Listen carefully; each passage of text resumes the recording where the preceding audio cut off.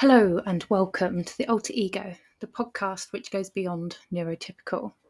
I'm your host Zoe, and this podcast is going to be about my experience since my diagnosis later in life at the age of 28.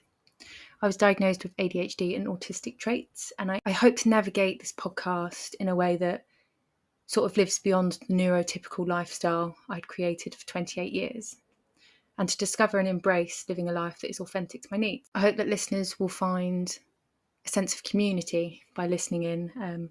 And also, for those of you that do listen in that aren't neurodivergent, you might find it useful to better understand somebody that you do know that is neurodivergent. So it can be quite difficult to navigate, especially when somebody has just been diagnosed, and that unmasking process of trying to figure out who you are. It's really difficult.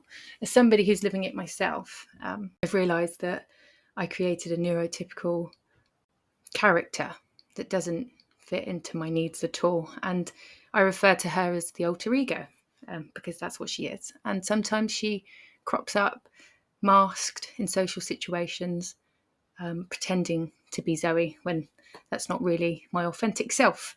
And I hope that sort of this podcast journey for me is almost a love letter to my younger self, because I wasn't formally diagnosed as a child, and I had to navigate a neurotypical lifestyle when I'm very far from it. I just want this podcast to be an experience for everybody that listens.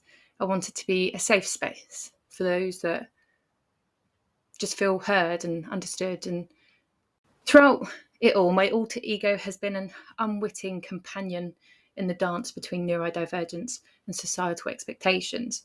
In each episode, I will share anecdotes, talk about the highs and lows, and discuss the unique experiences that come with masking in neurotypical spaces, from navigating relationships, identity, self-care, education, employment, social situations, sensory experiences, and building supportive communities, something that everybody needs. I hope to be a part of somebody's community, for those that are listening anyway. Since my diagnosis last May, I've found a lot of content online through LinkedIn, TikTok, and Instagram. Content that I can relate to, which has helped me understand my ADHD and autism better. So much so, I thought creating this podcast would benefit others, questioning whether they are neurodivergent or already diagnosed or have loved ones who are. Please do be patient with me on this journey, as I've never recorded anything like this before. I'm recording all my podcasts in my mum's Reiki and healing studio at the bottom of her garden, which I'm very grateful for.